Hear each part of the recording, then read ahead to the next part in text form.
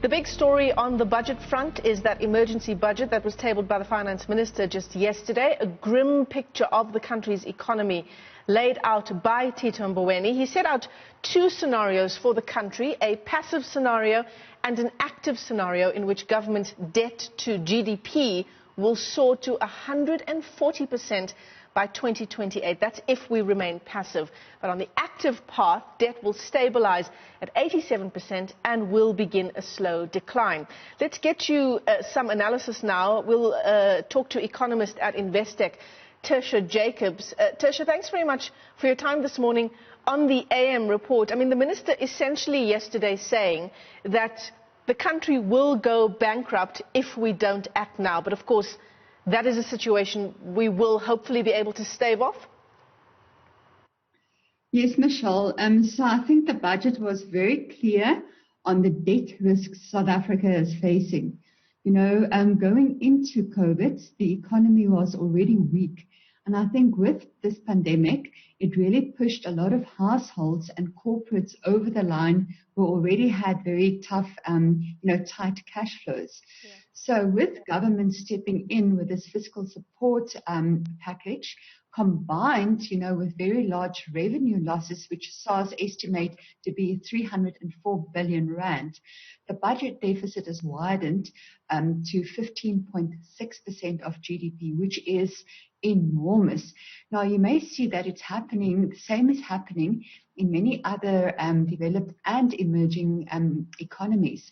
But the difference is that our growth rebound is likely to be very weak, and we also have very high expenditure levels.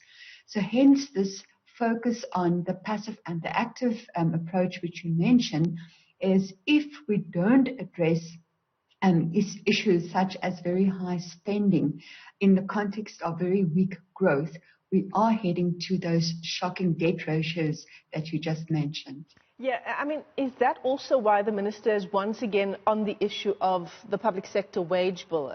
That's going to be something that we've already seen a lot of pushback against from unions in particular. But do you think it'll play quite a big role in trying to cut, in some ways, our spending? Yes, it is very important because, public sector compensation makes up more than 35% of expenditure, which is really very high.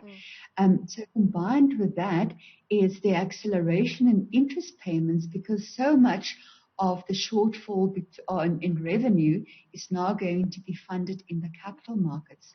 So your interest payments are also taking up more of your revenue. And then, of course, you've got the huge social programs there that are necessary to provide a safety net to the high number of unemployed and, the very low or the poor. So from that perspective, it becomes very important where can you cut spending. And we know that over the past decade or so, these salary increases of your public sector has been in excess of CPI. And also there's been, housing subsidies as well as medical subsidies. And there's been a certain element of indexation to CPI. So the wage bill has been growing at a rapid pace. Yeah. So, and there's also been a lot of wastage. So I think the combination of salary increases that just normalize, that get linked to CPI, and hopefully this year that can be flat to reduce the base, and if you consider that most of the private sector will have salary cuts, all right, or no salary increases, it makes sense for the public sector's wage bill also to be kept flat. And then forward for it to be linked to CPI. Yeah. Tertia, I mean, in terms of our spending as a country, are we spending in the right ways? For example, are we seeing enough money going towards infrastructure spend? Because we know how important that is when it comes to job creation, which is another big challenge that we're facing, not only now during COVID-19, long before, but it's certainly going to see an exponential increase in the number of people, young people, we're going to see with our jobs. So a few things, over the past decade, government spending the government tried to cut back on spending. But the area where they never managed to reduce spending, because at the end of the day, it is a political decision, was on the public sector wage bill. So where did they cut back? The CapEx budget, right? We've also seen on Tuesday President Ramaphosa's infrastructure symposium, where infrastructure spending is right at the heart of trying to regain momentum in the economy. So infrastructure spending and private sector fixed investment will be the key drivers of growth going forward.